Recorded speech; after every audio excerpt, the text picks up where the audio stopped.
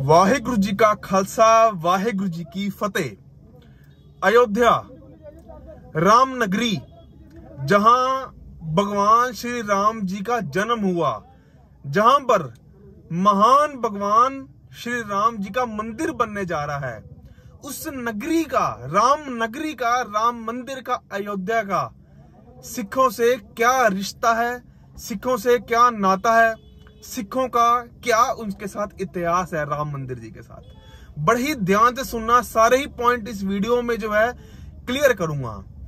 9 नवंबर 2019 को जब फैसला आया सुप्रीम कोर्ट से कि इस जगह पर राम मंदिर बनेगा, तो सुप्रीम कोर्ट ने अपने फैसले में page number 63, page number 69, page number 799 में उन्होंने लिखा, उन्होंने बताया कि 1858 में 1858 में जो पहला आंदोलन किया गया था राम मंदिर के लिए, अयोध्या में पहला आंदोलन किया गया था राम मंदिर में, अयोध्या में राम मंदिर के लिए जो आंदोलन किया गया था वो सिखों की तरफ से किया गया था। किसकी तरफ से किया गया था? सिखों की तरफ से। आज मैं देखता हूं इतना माहौल खराब हो चुका है, कुछ खालिस्तान की वजह से, कुछ और भी कई ऐसे विवादित हैं, कई हिंदू भाई भी हैं जो एक खालिस्तान की जगह ना खालसा को बदनाम करने में लगे हुए हैं। कुछ मुसलमान भी है, कुछ सारे ही हैं। उसमें हम क्या है, खालसा और खालिस्तान में जो फर्क है हमारे को समझना पड़ेगा। मैं आगे आपको पहले सुप्रीम कोर्ट वाली बात सारी की सारी क्लियर करता हूं। 1858 में 1858 में निहंग सिंह के खिलाफ FIR दर्ज हुई, जिसकी कॉपी आप साथ में लगी देख सकते हो। अब ये चीज मैं आपको इसलिए नहीं बता रहा कि सिखों ने महान काम किया, सिखों ने ये किया। जो भी काम, चाहे वो सिखों ने किया, चाहे वो हिंदुओं ने किया, ये सब काम ऊपर के संजोग होते हैं। भगवान ने कब और किससे सेवा ले लेनी है ये हमें नहीं पता। चाहे वो सिख से लेनी है, मुसलमान से लेनी है, हिंदुओं से लेनी है, क्रिश्चियनों से लेनी है, ये भगवान की रजा है, भगवान ही जाने। आप उनका नाम सुनकर हैरान होंगे, क्या नाम था उनका जिनके ऊपर पहली FIR दर्ज हुई राम मंदिर को लेकर। वो एक निहंग सिंह थे, उनका नाम था फकीर सिंह खालसा। फकीर सिंह खालसा नाम था उनका। आप मैं सारे स्क्रीनशॉट आपके साथ लगा रहा हूं, आप गूगल कर सकते हो। पहला आंदोलन गूगल में देखो, आप स्क्रीनशॉट लगाए, साफ लिखा रहा है पहला आंदोलन हिंदुओं ने नहीं सिखों ने किया था राम मंदिर के लिए। हमारी कौम को, गुरु तेग बहादुर साहब महाराज जी को, गुरु गोबिंद सिंह साहब महाराज जी को हिंद की चादर कहकर पुकारा जाता है। उसके पीछे बहुत बड़ा इतिहास है। एक छोटा सा मैंने आपको एक एग्जांपल बताया, क्या सिखों ने किया राम मंदिर के लिए, क्या सिख करते आ रहे हैं, और वो भी निहंग सिंह। 25 निहंग सिंहों का काफिला था, एक के ऊपर जो है मुकदमा दर्ज हुआ था, जिसका स्क्रीनशॉट मैं आपके ऊपर लगा रहा हूं 1858 में। देखिए आप, ये हमारा इतिहास है भगवान राम जी के मंदिर के साथ, ये हमारा रिश्ता है भगवान राम जी के साथ। आज में अफसोस होता है निहंग सिंहों की कहीं पर भी बात आती है। हाँ, मैं मानता हूं कुछ निहंग सिंह जो हैं कहीं ना कहीं ठीक नहीं फैसला ले पाते, या ठीक जो है नहीं कर पाते। गलती इंसान से ही होती है, चाहे वो हिंदू हो उसमें, चाहे वो क्रिश्चियन हो, चाहे वो मुसलमान हो, चाहे वो हम सिख हों। अब निहंग सिंहों को आजकल मैं देखता हूं कमेंट में, किसी भी कमेंट, चाहे हमारे अपने सरदार भी हैं, उनमें कहते हैं कि भाई ये तो आतंकवादी हैं, अपने साथ शस्त्र रखते हैं, इतने इतने बड़े बड़े तलवारें रखते हैं, ये करते हैं, वो करते हैं। मगर आप निहंग सिंहों को जानो कि निहंग सिंह क्या है, निहंग सिंह क्या कर सकते हैं। निहंग सिंह सरदारों के लिए नहीं बल्कि हिंदुओं के लिए भी वैसे ही आगे अड़ते हैं, जैसा कि मैंने आपको एग्जांपल में बताया राम मंदिर वाले केस में। सारे स्क्रीनशॉट मैं आपके साथ लगा रहा हूं, ये कुछ मैं अपनी तरफ से नहीं बना रहा। 6 पेज नंबर फैसले में ये जो आप जिनकी जजेस की फोटो हाथ में लगे, इन्होंने फैसला दिया, काफी बड़ा फैसला था। Page number 63, page number 69 and page number 799 में उन्होंने क्लियर बोला। एक जज ने स्पेशल अपनी याचिका दर्ज करवाई, जिसमें उसने बताया कि पहले गुरु, 9वें गुरु, 10वें गुरु और 10वें गुरु गोबिंद सिंह साहब महाराज जी ने हुक्म दिया निहंग सिंहों को, जब गुरु गोबिंद सिंह साहब महाराज होते थे, कि तुम अयोध्या की रक्षा के लिए जाओ, अयोध्या की रक्षा के लिए जाओ। दोस्तों, मैं आपको बताना चाहता हूं, मैं सिख हूं, गुरु ग्रंथ साहब महाराज जी को मैं अपना गुरु मानता हूं, मगर मगर हम सब एक हैं। हमारी वाणी ही एक ओंकार से स्टार्ट होती है। राम जी, गुरु गोविंद सिंह साहब महाराज, गुरु नानक देव जी महाराज, हम सब उनका रूप हैं। हमें एक में ये मेरा बताने का रीजन ये था, हम आपस में जो बिना बात पे लड़ी जा रहे हैं ना, देखो खालसा और खालिस्तान में फर्क समझो। Khalsa purity, pure soul. मैं आपको एक चीज बताता हूं। मेरे को एक वृंदावन से फोन आया परसों, बड़े ही सोचने वाली बात है, हिंदू सिख सारे भाइयों के लिए है।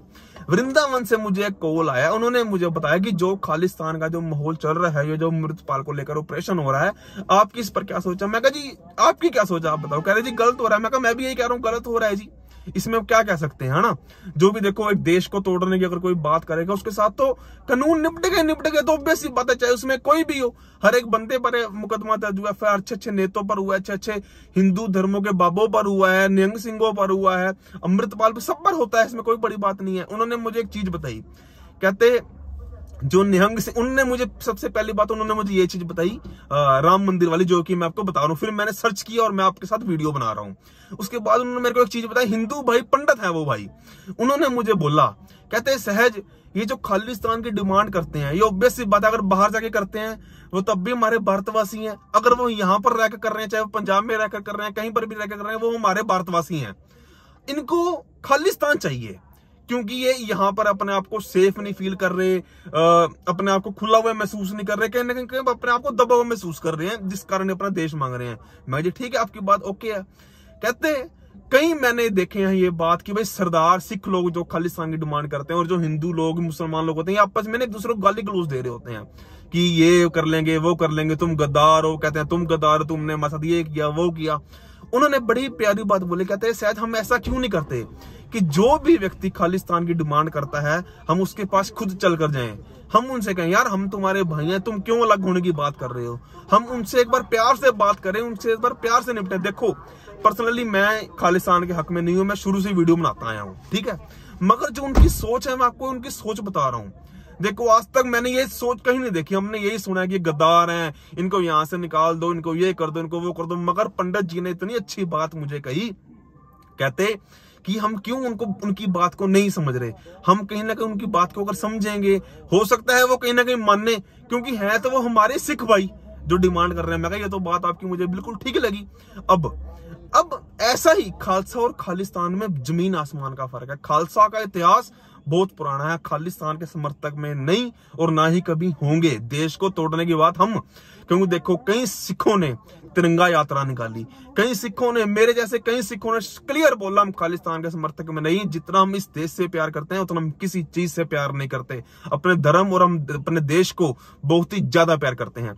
मगर कुछ लोग जो करते हैं उनके ऊपर कानून जो है वो निपटेगा। कानून ने सजा तो उनको मिलनी ही चाहिए, मगर फिर भी हमारे को उनसे पूछना चाहिए कि क्यों तुम इसको इशू बना रहे हो, क्यों तुम्हारे को अलग होना है। एक बार सामाजिक तरीके की मैं बात कर रहा हूं, हमें उनको एक बार कहीं ना कहीं उनसे बातचीत वगैरह जो है करते रहनी चाहिए कि भाई नहीं तुम इस चीज को डिमांड मत करो, हम तुम्हारे सारे हैं, हम रल मिलकर रहेंगे, देश को आगे बढ़ाएंगे। उनको भी समझना और अपने आप की बात उनको समझवानी, ये बहुत जरूरी काम है। ये मुझे पंडित जी ने ये बात कही, वृंदावन से वो हैं, मुझे बहुत अच्छी बात लगी, मैं आप सबको बता रहा हूं।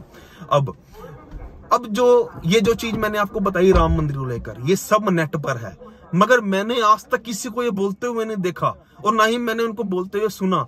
इतना बड़ा इतिहास हमारा हिंदुओं और सिखों का। देखो अब ये मैंने आपको एग्जांपल दिया हिंदू और सिखों का इतिहास के बारे में। अब मैं आपको एक चीज बताता हूं सिख धर्म में कुछ कई ऐसा इतिहास है, ज्यादातर इतिहास जो हिंदू धर्म से निकला है। 5 प्यारे हिंदू धर्म से निकले हैं। देखो कितनी हैरानी की बात है, यानी कि जो हम सिख और हिंदुओं का जो रिलेशन है ना, ये जैसे एक मांस और खून है ना, वैसा रिश्ता है हमारा। हम कभी भी एक दूसरे से अलग होकर नहीं चल सकते। हमारे पास भी यही देश है, हिंदुओं भाइयों के पास भी यही देश है। हम सब आपस में मिलकर चले, हम सब एक हैं, रल मिलकर हम चले। हमारे को हिंद की चादर कहा जाता है, बहुत ज्यादा प्राउड महसूस होता है अपने आप पे। गुरु तेग बहादुर साहब महाराज जी ने जो भी किया आप सबके आगे है। हम सब रल मिलकर रहें, देश को आगे बढ़ाएं, और जो भी कोई नेगेटिव बात करने जाता है कोई भी देश के खिलाफ, उसको बाद में जो है कानून जो सजा देगा सो देगा ही देगा। हम बाद में उसको गालियां काटेंगे, मगर एक बार उसको प्यार से भी समझाने का कहने का काम करें कि हमारे देश में कोई दिक्कत वाली बात नहीं है, प्यार से तुम इस बात को समझो।